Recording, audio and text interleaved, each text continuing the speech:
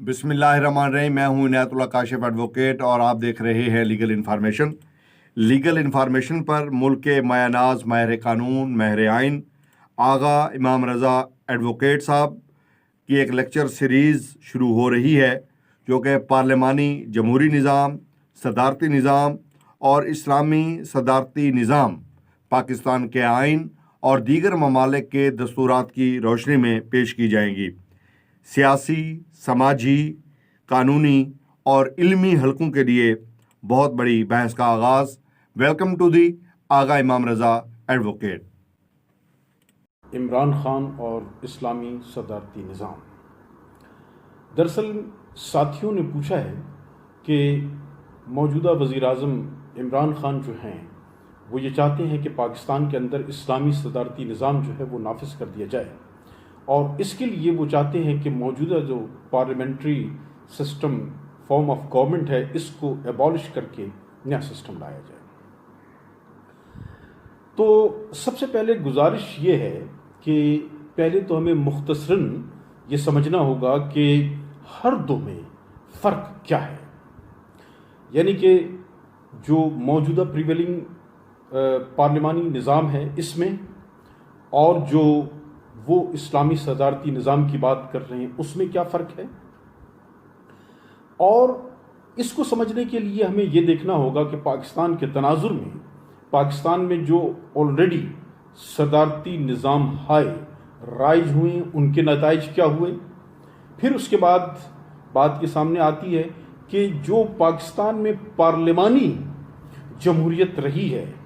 اس نے جو ہے کیا اپنے اثرات مرتب کیے ہیں۔ پھر اس کے ساتھ ہی ہمیں یہ سمجھنا ہوگا کہ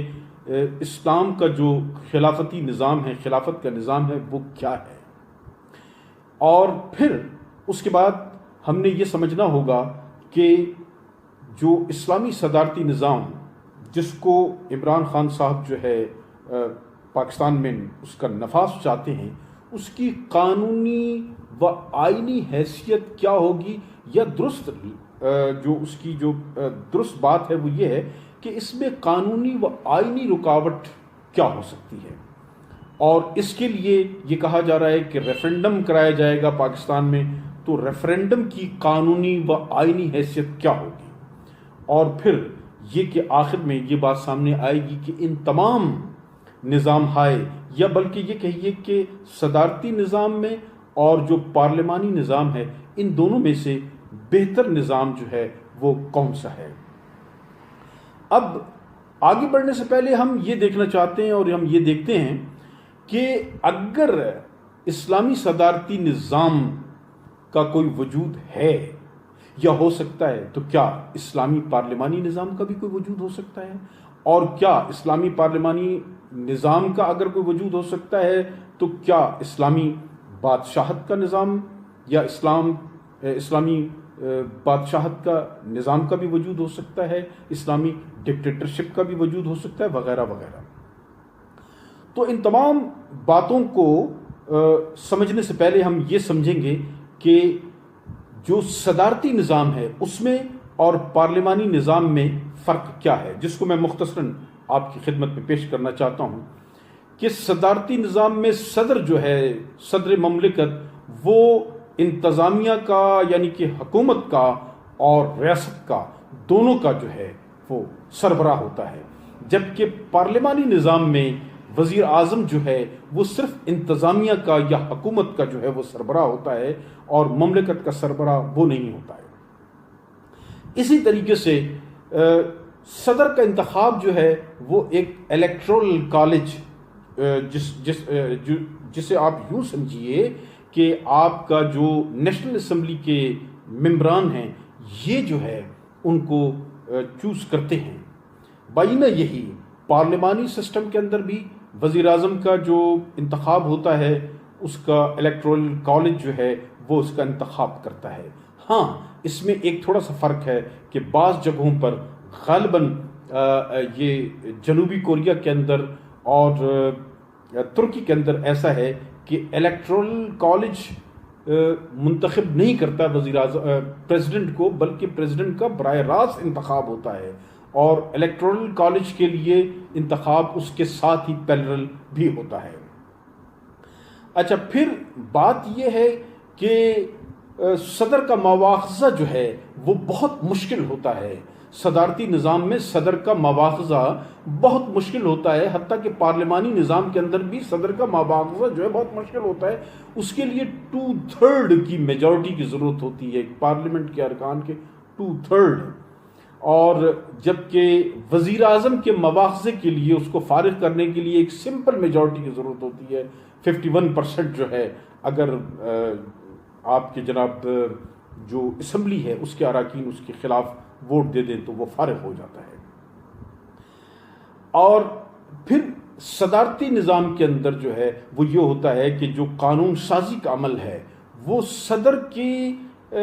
عمل دخل کے بغیر وہ ایک سیپریٹلی ہوتا ہے، اور اس میں صدر کا عمل دخل جو ہے وہ اس طریقے سے نہیں ہوتا ہے کہ صدر مملکت جا کے باقاعدہ پارلیمنٹ کے اجلاسوں میں وہ بیٹھے ان کی کارروائیوں کو جو ہے اس کا پارٹ اینڈ پارسل بنے، جبکہ پارلیمانی نظام کے اندر وزیر اعظم جو ہے وہ باقاعدہ اس قانون سازی کے عمل کا حصہ بنتا ہے، اس میں وہ جا کے بیٹھتا ہے، اس کی مشاورت ہوتی ہے، اس کی ایڈوائزز ہوتی ہے وغیرہ وغیرہ۔ پھر اس کے علاوہ یہ ہے کہ جو صدارتی نظام ہے اس کے اندر ججز کی جو اپائنٹمنٹ ہے وہ صدر مملکت خود کرتے ہیں، جبکہ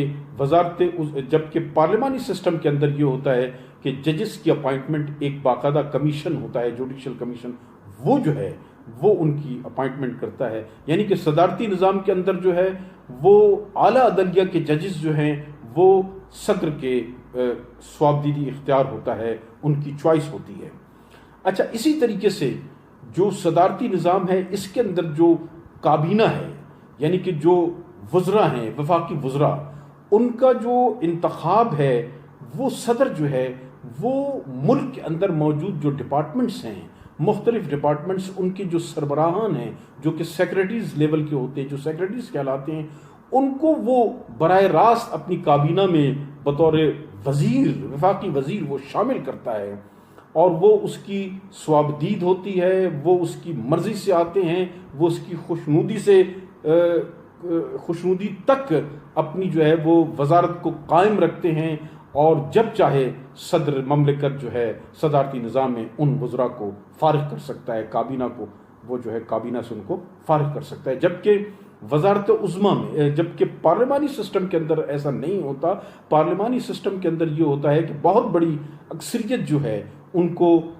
جو قومی اسمبلی کے ممبران ہیں ان کو جو ہے وہ بطور وزیر رکھنا ہوتا ہے، چاہے وہ وزیر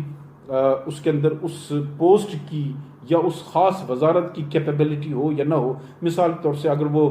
وزیر تعلیم ہے، لازمی نہیں ہے کہ وہ PhD ہو، بلکہ وہ ایک معمولی سا تعلیم یافتہ بھی ہوگا، وہ مڈل فیل ہو یا میٹریکولیٹ ہو وغیرہ وغیرہ، اس قسم کا آدمی جو ہے وہ بن جاتا ہے۔ اسی طریقے سے سائنس اور ٹیکنالوجی کا اگر کوئی وزیر، وفاقی وزیر بنتا ہے پارلیمانی سسٹم کے اندر، تو لازمی نہیں ہے کہ وہ اس نے جو ہے سائنس میں اس کو کوئی مہارت حاصل ہو، وہ کوئی بہت بڑا سائنٹسٹ ہو، یا سائنس کی وہ ایک عام آدمی بھی ہو سکتا ہے، وہ اس کی جو ہے اس کو فرشت میں اس نے یہ شامل نہ ہو، اس نے کبھی بھی اس حوالے سے کوئی اسٹڈی نہ کی ہو، وہ کوئی آرٹس کا اسٹوڈنٹ ہو، وہ بھی جو ہے سائنس کا طالب علم بن سکتا ہے وغیرہ وغیرہ، اس طریقے سے یہ سلسلہ ہوتا ہے۔ اچھا، پھر یہ ہے کہ جو انتظامیہ ہے صدارتی نظام کے اندر، وہ جو ہے صدر کو، وہ جو ہے مقننہ کو وہ جواب دہ نہیں ہوتی ہے، جبکہ پارلیمانی سسٹم کے اندر جو ہے وہ انتظامیہ جو ہے وہ مقننہ کو جواب دہ ہوتی ہے۔ اسی طریقے سے اچھا، اس میں ایک اور چیز کی میں وضاحت کرتا چلوں کہ جس طرح سے میں نے کہا تھا کہ کابینہ کے اراکین جو وفاقی وزراء ہوتے ہیں وہ صدارتی نظام میں صدر کی صوابدید ہوتی ہے، اور وہ ماہرین کو، ایکسپرٹس کو لیتے ہیں اور ان کی ایکسپرٹیز سے جو ہے وہ فائدہ حاصل کرتے ہیں، جبکہ وزیر اعظم جو ہے اس کے پاس اس طرح کی کوئی چوائس نہیں ہوتی ہے۔ صرف یہ ہے کہ وہ سینٹ کے اندر اگر چاہے تو وہ کچھ ٹیکنوکریٹس کو جو ہے وہ سینٹ کے جو ممبران ہیں اس کو بطور وزیر وہ لے سکتا ہے، پارلیمانی سسٹم کے اندر. ہاں یہ ہے کہ وہ پارلیمانی سسٹم کے اندر مشیر جو ہیں وہ مشیر بنا کر ان سے مشاورت لے سکتا ہے اور ان سے رائے لے کر جو ہے وہ کوئی نہ کوئی پرپوزل جو ہے وفاقی وزیر کو یا متعلقہ شعبے کو وہ بھیج سکتا ہے. اس میں ایک نقصان یہ ہوتا ہے کہ اس میں ناراضگیاں ہوتی ہیں، اور اگر ایک وزیر کو وہ فارغ کرتا ہے تو وہ وزیر جو ہے وہ ہو سکتا ہے کہ وہ اس پارٹی سے جو ہے وہ نکل جائے، اور اس کے بعد ٹھیک ہے کہ دوبارہ الیکشن ہوں، اور اس الیکشن کے نتیجے میں جو موجودہ پاکستان کے اندر سسٹم ہے اس کو وہ ہو سکتا ہے کہ دوبارہ جیت جائے کسی اور کی ٹکٹ پر. تو اس لیے جو وزیر اعظم ہوتا ہے وہ کافی حد تک بے بس ہوتا ہے ان کے سامنے، اور وہ کوشش کرتا ہے کہ اگر کسی وجہ سے ایک وزیر کو اس کی نالائکی یا نااہلی کی وجہ سے اس وزارت سے اگر اس کو وہ فارغ کرتا ہے تو فوری طور سے پھر اس کو متبادل طور پر کوئی دوسری وزارت اس کو دینی پڑتی ہے. اور خاص طور سے اگر کولیشن گورنمنٹ ہو تو اس میں وزیر اعظم مکمل طور سے جو ہے وہ بلیک میل ہوتا ہے اور وہ جکڑ بندیوں کا شکار ہو جاتا ہے. اور اسی طریقے سے کابینہ جو ہے صدارتی نظام میں وہ صدر کے پیچھے چلتی ہے، جبکہ پارلیمانی سسٹم کے اندر کلیکٹیو ڈیسیجن جو ہے وہ سامنے آتی ہے. اچھا، اسی طریقے سے صدارتی نظام میں سپریم کمانڈر صدر ہوتا ہے، وہ تینوں مسلح افواج کا سربراہ ہوتا ہے، جبکہ پارلیمانی سسٹم کے اندر جو ہے وزیر اعظم وہ سپریم کمانڈر نہیں ہوتا ہے. اسی طریقے سے کانگریس کا اجلاس جو ہے، کانگریس کا اجلاس یا آپ یہ کہہ لیجئے کہ پارلیمنٹ کا اجلاس جو ہے وہ صدر مملکت جو ہے وہ طلب کرتا ہے اور اس کو ملتوی بھی کر سکتا ہے، جبکہ پارلیمانی سسٹم کے اندر ایسا نہیں ہوتا ہے. اس میں یہ ہوتا ہے کہ 20 ارکان جو ہیں وہ ریکوزیشن موو کرتے ہیں، اور اس کے بعد اس اجلاس کو جو ہے اسپیکر وہ طلب کرتا ہے، اور اسپیکر ہی اس کو ملتوی کرتا ہے، ایڈجنٹ کر سکتا ہے. اسی طریقے سے ہاں ایک ہے کہ صدارتی نظام کے اندر جو ہے ایوان زیرین، جسے آپ پاکستان کے حوالے سے نیشنل اسمبلی کہہ سکتے ہیں اور امریکن کانسٹیٹیوشن کے حوالے سے اسے کانگریس کہہ سکتے ہیں، تو صدر کے پاس اختیار نہیں ہے کہ وہ نیشنل اسمبلی کو تحلیل کر سکے. لیکن پارلیمانی سسٹم کے اندر وزیر اعظم کا یہ ثوابدیدی اختیار ہوتا ہے کہ اگر وہ چاہے تو وہ ایوان زیرین کو تحلیل کر دے. اسی طریقے سے غرض یہ کہ جو صدارتی طرز حکومت ہے یہ ایک مضبوط طرز ہے، یہ تو ایک مضبوط نظام ہوتا ہے، اور اس طریقے سے جو صدر ہوتا ہے صدارتی نظام کا صدر وہ بھی ایک مضبوط عہدے پر متمکن ہوتا ہے. اور اس طریقے سے اس میں صدر جو ہے وہ قانون سازی سے، جیسے میں نے پہلے بھی عرض کیا کہ وہ قانون سازی کے عمل سے جو ہے وہ الگ تھلگ رہ کر اپنی تمام توانائیاں اور اپنی تمام صلاحیتیں جو ہیں انتظامی امور پر فوکس کرتا ہے، جبکہ وزیر اعظم کو جو ہے کابینہ کے پارلیمنٹ کے اجلاس میں بھی جانا پڑتا ہے. اور آپ نے مختلف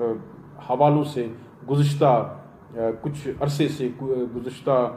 سابقہ ادوار سے آپ نے اس چیز کو پاکستانی عوام نے نوٹ کیا ہوگا کہ وزیر اعظم جو ہیں، وزرائے اعظم، وہ زیادہ دلچسپی قانون سازی میں نہیں لیتے ہیں، کیونکہ ان کے پاس اتنا وقت نہیں ہوتا ہے کہ وہ قانون سازی کے عمل کو اس پروسیس میں بھی بیٹھیں اور ساتھ میں انتظامی امور کو بھی سنبھالیں. اچھا، پھر یہ ہے کہ صدارتی جو نظام ہے اس کے اندر جو کابینہ ہے وہ فوری طور سے صدر کے حکم کو بجا لاتی ہے اور اس پر عمل درآمد کرتی ہے، جبکہ پارلیمانی نظام کے اندر جو ہے وہ کابینہ جو ہے صدر کے ساتھ، وزیر اعظم کے ساتھ اس کا بحث و مباحثہ ہوتا ہے، اور کافی بحث و مباحثے کے بعد، کافی ڈیلے کے بعد جو ہے وہ کسی ڈیسیجن تک پہنچتی ہے. اور صدر جو ہے وہ غیر ممالک کے ساتھ معاہدہ جات کرنے کے لیے وہ آزاد ہوتا ہے، جبکہ وزیر اعظم جو ہے وہ آزاد نہیں ہوتا ہے. اسے پارلیمنٹ کو جو ہے ان معاہدہ جات کے لیے جو ہے اپنے کانفیڈنس میں لینا جو ہے وہ لازمی ہوتا ہے اور ضرور ہوتا ہے. جبکہ اس میں ہاں یہ ہے کہ صدارتی نظام کے اندر یہ ہوتا ہے کہ معاہدہ جات اگر جو صدر کرتا ہے اس میں اگر کسی قسم کی ترمیم و تنسیخ کی اگر ضرورت پڑ جائے تو اس کے لیے 2/3 کی میجورٹی کے ساتھ جو ہے وہاں پر اسمبلی کے اراکین کی یا پارلیمنٹ کے ممبران کی جو ہے 2/3 میجارٹی کے ساتھ جو ہے اس میں ترمیم و تنسیخ کی جا سکتی ہے.